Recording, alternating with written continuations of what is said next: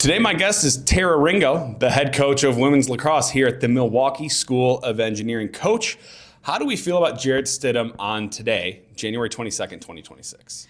I believe in our team, and most importantly, defense wins championships. So we have a solid defense still. I mean, we still got to score some touchdowns, but I'll take it. It's fine. You've got the right mindset. Yeah. Nick Foles did it. Anyone can do it, Yeah. right? Yep. You're good. Coach, does it feel like you're reliving last season at all, having so many returning starters? Not to keep things so NFL coded early on here, but Ben Johnson, because I also can't go an episode without bringing up the Chicago Bears. Ben Johnson said yesterday there's no building on last season. You're tearing it all down and building up from anew each year. You had some seniors last season, but basically everyone is back. How is that for you? Is it kind of like a deja vu? Is it weird? I would say I welcome it because usually I feel like every year we lose so many seniors. Like every program I've ever coached at, like you're always losing a big chunk. And last year we lost only 2 seniors and 1 was a starter. So really we're replacing 1 starter. So I welcome the change. I think that it's fun to kind of build on that momentum of last year. So because a lot of players, especially my starters, they know how to play with each other, we're using that to our advantage of being like, let's just start from where we ended and continue growing from there, because we ended on at a good place in our program. So we want to continue that on. So as much as I totally understand the start over each year, sometimes it's when you have such a strong year, it's good to build off of that momentum, hopefully.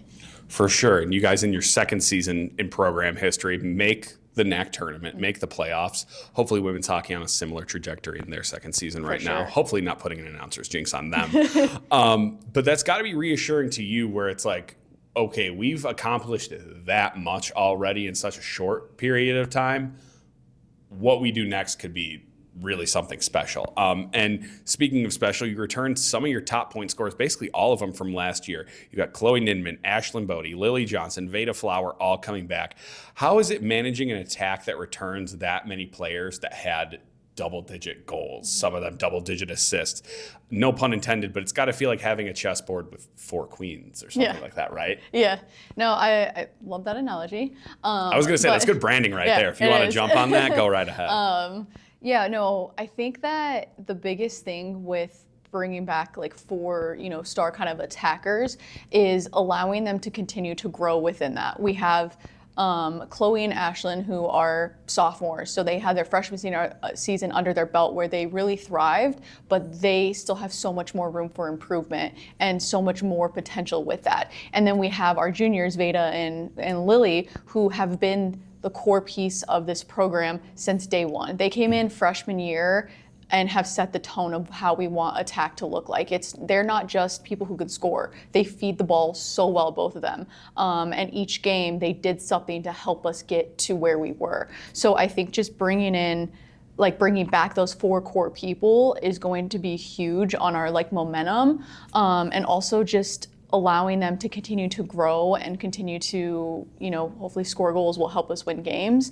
But I'm really grateful that I have them back, especially because a lot of times when you go to the next year, you have maybe a couple, 4 solid ones, plus I have so many others as well. Right. So it's a really great place to be right now, especially going into our 3rd year. We talk about it all the time. I think sometimes I have to take a step back and remind myself where we started.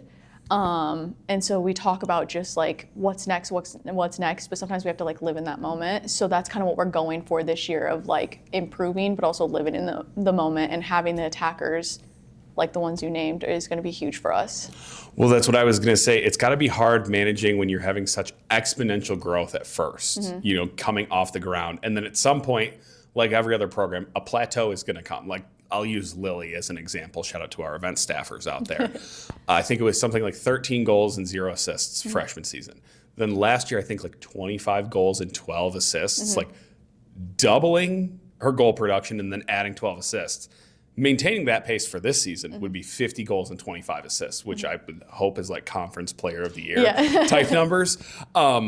But is it difficult for you to manage that at sometimes where it's like you've seen so much growth that you look at your players, sometimes you're like, this is limitless. Like you have no cap to your potential. Yeah, I think specifically when it comes to like, we'll use Lily, that girl wants to get better every single day. And we try hard, like with her, I try not to focus so much on the stats because she's gonna be mad that I'm saying this, and I'm sorry, Lily, because she doesn't want me saying it, but she's very hard on herself. And when we take that piece out, which I think last year we took a little bit of piece of that, and I'm like, just play your game, and it completely changed. So going into junior year, like I want her to have that like stress off her shoulders and just play, which will like build with that. I hope that there's no like, like we're going up and up, and then all of a sudden we're just gonna stay consistent. I'll take consistency, right? But I still want to keep growing. Like looking down the line a few years from now, I'd love to make the NCAA tournament. Of course. So yeah, and obviously down the line from that, national championship. Like those are all things that I want. But even just getting better in our conference each year is going to be huge for us. Okay, Coach. We'll pump the brakes right there for a second. I'll throw you off. If you could be reincarnated, or if you were going to be reincarnated, and you got to choose what animal you would come back as, what would you pick? What would you want to be? Yeah, 100%. I would be a dog, specifically one that goes to a family like someone like me, where I'm obsessed with my dog and he's like my entire life. And or like a rich person like Paris Hilton, how she has her little dog and she takes it like everywhere. In a purse or something? Like you get to go everywhere. Like your mom is rich, you go to like Paris, you go to London, you go to all these places as a dog. So like one of the Queen of England's corgis. Yeah. Like that's like, yes, I want to be a rich dog. A pampered pet. Yeah, 100%. Like the pampered pet. Yes. Not just a pampered pet, the pampered pet. Like maybe that's a good one. Having an Instagram that's about me as well, as a dog. Okay, that's a good one. Be an influencer in your second life as well. I really like that. Specifically as a dog. As a point of reference, the two previous coaches that came through both said bald eagle. So I'm glad we got a change up from that. If you were going to come back as an inanimate object, what would you want to come back as? I will preface this by saying I chose a pizza cutter in a pizzeria. Shane chose to be a brick in a random room so he could just be a fly on the wall and overhear conversations. And Bill Mossels chose a stopwatch. Oh, okay, pretend to be shocked on that. Yeah. If I could come back as an object, I would say maybe a tire. A tire? Mm-hmm. Gets to go everywhere. Like a car tire. Yeah. Okay. Gets to go everywhere and you get to travel the world. I'm a huge, being from Colorado, you drive everywhere. So I'm a big drive to other states. Okay. So if I was a tire, I'd see the world. Okay. That's a good one. Very original. I like that. Open-ended. What are you doing differently this season? Biggest things is I individually, as a coach, I'm trying to be more, I would say, structured. Not that I'm not structured, but like we have more purpose each single day at practice. Sure. I'm big on like when we go to practice, we have our flow of, we do this conditioning, we do this like different types of drills and all that, but we have concepts. Now I'm having it even more structured. We have specific days of film, we have specific days of conditioning, we have specific days of like pre-scout and things like that. Also, I want to be a little more hands-on in a small group setting. In the fall, I usually always do small group training, but I want to incorporate that into actual practice time because feedback from a lot of my players is they like when it's like me and like one or two of them, just like giving them real feedback as it happens. So I'm trying to do a lot more structured small group within practice. So those are a couple key things that we're doing differently practice-wise. Yeah. For sure. So like structure in like a macro and a micro sense. Yes. So more like just fine tuning things here and there and then broader scope, more structure within the sequence of days. Yes. And I think it speaks to you having the one-on-one time with players. I'll go back and my team camp, my junior year of high school, we went to the University of Northern Iowa and I was struggling on backside, inside zone cutoffs. And while the entire team was doing what we normally do, the head coach and the offensive line coach took me to the opposite end of the end zone, just me and those two. And I ran that step for the next 20 minutes straight, just over and over and over. And it was intimidating, but I felt like I was a completely different player after just those 20 minutes. So it's crazy to realize that how powerful that is. And then once you realize it, you're like, okay, I have to exploit that. I need to take advantage of that. Yeah, no, one thing I will say about this program in general is from day one, they have been very big on like, we want to learn. That has been from the players that have played a billion years and the players that are newer to the program. For the past 3 years, like the feedback I get all the time is they want more feedback, more real-time feedback. So with that said, in the fall, I've always incorporated the small group training, more one-on-one time. This year, I'm incorporating more small group training or like one-on-one time with my players during season to see if that helps, you know, us take a next level as well. So just trying to do something different.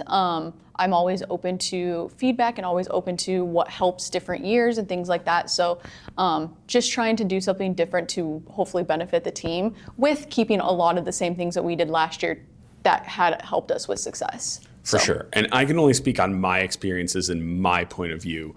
But for you, has it been at least less, I don't want to say instructional as we get to this season, but less like actual X's and O's and like base strategy of the game because you have players that are more familiar, and even your two sport athletes you have now have played at least a full season. Like they get the gist. Yeah, right? so that's a huge part of bringing back so many returners too, is like I mentioned, we kind of are starting, instead of from the ground floor, like we're starting kind of where we left off. So in the fall, I switched things up where normally we focus a lot on the skills base.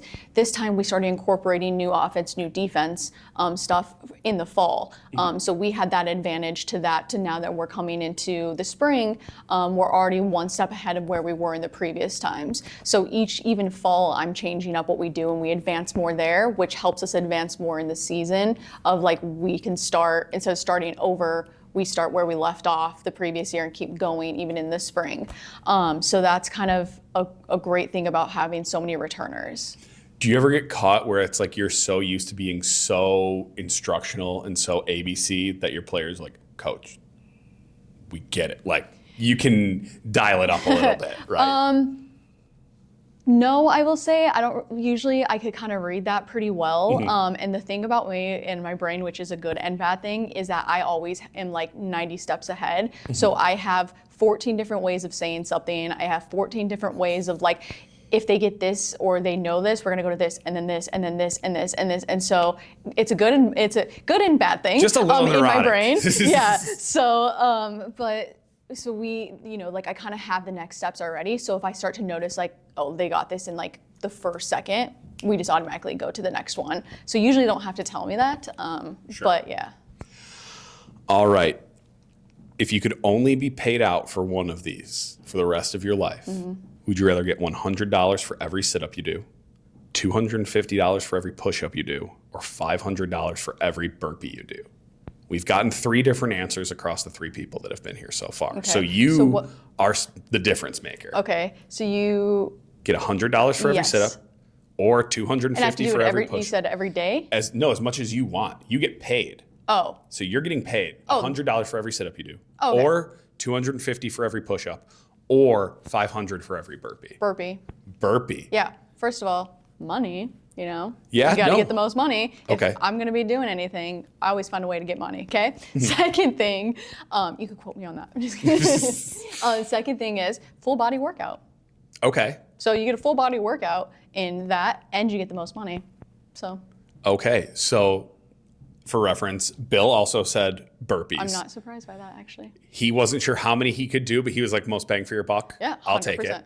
Shane chose push-ups Not surprised by that either. because he said it was the best bang for your buck in terms of the exercises offered. And he felt like that he could do the most of. I said sit-ups because I felt like I could quit my job and that would be the one I could train the hardest. And then you just be ripped. Yeah. Yeah. Like I think like burpees, like I'm going to get like mad at doing burpees, but like how many sit-ups can I do before I get mad? Like I think I could just do more. The thing with burpees too, my girls, it's going to be triggering them hearing me say that because we are big on burpees in our program. As punishment or just like built in? So both. Okay. And I'm not like a punishment person, but we have like rules where, like if you're not placing your shot and you're hitting our goalie, you got burpees to make up for that. So we do that. Also, in college, for some reason, our program loved burpees. So we constantly were always doing burpees. Winona State football loved burpees. Yeah, so they love loved Winona them. State And football so at I that think time. it just burned in my brain that like I could pump those out, I guess. Yeah. You're like, these are effective and it will get my point across. Yeah, this works. How many times per practice do you lose your whistle? That was a Seth question. Well, So thank you, how many Seth. times do you lose your whistle? So here's the issue. When we're inside, really not often, okay? Because I have less pockets. When we are outside, I have so many layers and I have so many pockets. Okay. So in my defense, that's not my fault. Second, those that know me don't know that I'm a big germ person. So Seth's like, why don't you put it over your neck? Because then my whistle's just sitting out in the air and people were breathing near it and all of this. So I put it in my pocket when I'm not using it. I know it sounds psychotic. People, please do not judge me. But so that's why. So in a given day, probably 5 times. I mean, I get that because you probably have a sweatshirt with a pocket, and then Yes. you have a jacket over that Yes. that also has pockets, Yes. plus pant pockets. Yes. So that I 100% understand. The not wearing it around your neck, I'll give you a pass on. It's a bit much, but my offensive line coach used to fill his whistle with tobacco chew spit. Gross. Yeah. So I'll Disgusting. take that over the other option. If your team could play anywhere in the world, where would you want to take them to play? Whether a venue or just a locale. I think location-wise, probably Hawaii would be cool. For sure. Nice and warm, beautiful. You could play near the beach, beautiful views, or somewhere in Europe, either Italy, London, Rome, have a game in the something like that. Coliseum. That'd be cool. Yeah, so one of those, because also lacrosse has grown a lot over in Europe, so it'd be really cool to play teams out there that Sure. and also it's different. A lot of those teams, they don't wear goggles, and we do here in the States. And so sometimes when you watch now going to be the Olympics, some of the programs aren't wearing goggles, and so it throws me off every time I see it. I'm like, wait, where are you from? And then they look it up and they're like, England. I'm like, makes sense. Are you jealous that they don't have to wear goggles? No, I just think it's crazy because I've gotten hit with a ball before. Yeah. And that's crazy. One of my teammates got hit, what didn't have her goggles down, and we were passing, and somebody threw the ball, and it nailed her in the nose, and it spiderwebbed her face. So I don't know how they do that because a ball hurts. Yeah. So they're built different over there, I guess. My first thought was that's kind of crazy, but then I was like, Tara's pretty tough. Tara might be like, oh, I wish I didn't have to wear goggles. No. So glad to know I'm not crazy I for like thinking my eyes, that. okay? All right. Finish this sentence. Our blank will surprise people this season. Our consistency will surprise people. I feel like last year we had a lot of ups and downs. We started a little low, we built up, then we kind of went back down a little, and then we picked things up, and we were very a different team. I spoke with another coach more recently, and she said that she really thought I had different players when we went to play her. We played her in March, and then we played her at the end of our season in playoffs, and she was like, I genuinely thought you had different players on your team. And I'm like, nope, same players I had all year. But we had that much improvement with that. So we will still improve, but I think our consistency will surprise people this year because we have goals and we have we know what we need to do and go from there. So it's got to be an awesome compliment to hear as a coach and as a player to be like, oh, I thought you were someone different. Yeah. Yeah, no, it was awesome. And and she was even your subs and stuff. She was like, when you played, you didn't sub much, just that. And we subbed a ton when we played her the second time. And so it just, it meant a lot. And that's what the part where I'm talking about. Sometimes I have to remind myself of the growth because I'm big on we want to make it to playoffs. We made it to playoffs. So I'm like, okay, what's next? Instead of sitting in that moment and being like, this is a huge accomplishment. Second-year program made it into playoffs, and not just barely made it into playoffs, really made it into playoffs, had our first win, made it to the semifinals, really gave the team that went to the NCAA tournament a run for their money. Score-wise, if you look at the score only, it doesn't look like we played that well. We were frustrating them so much, and we were really like giving it to them and working really hard. So, you know, like I have to remind myself of that, because I myself hold myself to so many high expectations. Like, well, we should be good. We should do this. We should do these things. And so sometimes I have to remind myself, like, we're just starting to, you know? So, yeah, it's kind of a cool feeling. Love seeing that passion come out of you, Coach. All right, last segment of the day. This is the one that has really reinvigorated my love in doing this podcast. MSOE is trying to be on the forefront of AI. We've got the new building being put in. AI. It's all over the news. It's all over campus. Are you pro or anti-AI? Depends. Okay. So I think that we need AI for half of the things that we use it for? Absolutely not. Like, I think that it has a benefit in, let's look at just like medicine. You know, if there's some AI that's helping detect like cancer before like other tests do and things like that. So like science-wise, yes.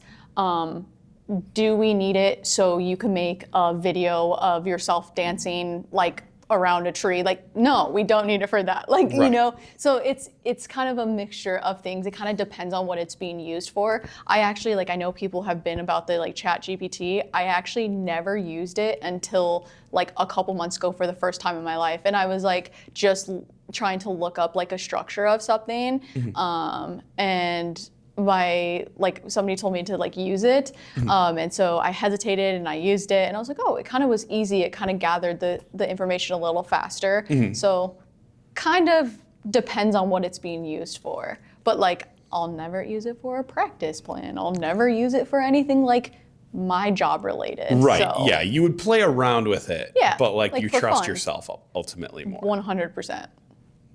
Okay. Why, are you a big AI person? No, here's what the new bit I'm running is. I ask a coach what they think of AI. I have also asked AI what they think of said coach. Would you like to hear AI's pro Terra Ringo or AI anti Terra Ringo? Well, to be fair, only the other coaches have all gotten only the good things read about them on camera. Okay.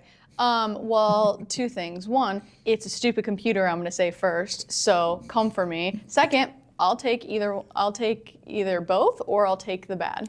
We'll take the bad, and then we'll end on the good, because we don't want to close things out like that. But here is the AI takedown of Terra Ringo. A Terra Ringo style program runs like a perfectly color-coded spreadsheet. Efficient, rigid, and deeply allergic to spontaneity. Everything has a rule, and anything without one is considered a threat. Players aren't coached as much as processed. Individuality isn't acknowledged. It's redirected into the system where it belongs. Intensity is constant, joy is optional, and empathy appears to require administrative approval. Okay. Coming at you. It didn't have to come at me that hard. Yeah. The sad part is a lot of that is true. Not the processing of like the player part where it's like I just look at them as like a process. That's not like that at all. And the empathy part, one thing that I will say, unfortunately, I'm not very empathetic to myself, but I really, really, really care about other people, especially my players, like to a fault. Like I'm ride or die for them at all times, and then you just have to show me otherwise if I'm not. So, for sure. And I will say, kudos to Terra for being the first one brave enough to have it read on camera. But Shane and Bill both read theirs off camera. And we're kind of like, AI kind of has a point. Like those are the things that I'm aware of that I am trying to work on as a person. So and like, it is crazy. Let me just say, the color-coded thing, that is insane, because that's exactly me. Like, if you ask any of my players, not even just in this program, like all my players in the past, like I am so organized and detailed and like just very particular on the way I do things. And if you look at like my recruiting list, it is color coordinated. Yeah, no, when it generated this, I looked at Seth immediately and I was like, oh, I really hope Terra says she doesn't like AI, because this one's like crazy. But to close things on a good note, what AI really thinks of Terra Ringo. Terra Ringo is the kind of coach who believes structure saves seasons. She demands clarity, effort, and accountability, and in doing so, turns uncertainty into order. Her teams don't drift, they're built. Preparation is non-negotiable, standards are visible, and players are expected to rise to them. In a sport that survives on discipline and trust, that kind of steadiness is power. Well, a computer's going to make me cry. Thank you, AI. There you go, right? That's kind of spot on, especially the like standard part. It's not that I'm tough on my players or anything like that in a like negative way. It's that even from day one, like talking with the players of what we want this program to be, you know, we want them to have these standards. And they're not these standards that are like, we need to win a national championship next week. And honestly, most of it isn't even like performance based on like games won and things like that. It's more of like, we are going to consistently build. If you listen to probably the podcast last year and the year before, all I talk about is growing. So, you know, that's a huge thing for me, is just growing and the consistency of growing and the standards of like, we're going to be great teammates, we're going to be great people, we're going to be great students. And that looks different for every single year, but you know, we're going to strive for the best. So, like you said, the standard is the standard, and it's not about the work on the field per se. It's just about getting better, just in life in general. Yep. So, Coach, thank you for taking the time. Thank you for being so brave and staring AI down. And I wish you and the entire team good luck, as you are just 2 or 3 weeks now away from the start of the regular season officially? Yes, yeah. So we started practice this week, and then we have our first scrimmage in like 2.5 weeks, and then our first game like a week after that. So we're excited. Weather-wise, we're not excited, but other than that, we never are. Yeah, but other than that, like we are very excited, and I appreciate you taking the time to speak with me. Thanks, Coach. I hope you enjoy your ice-cold campus day off tomorrow. I will. Thank you.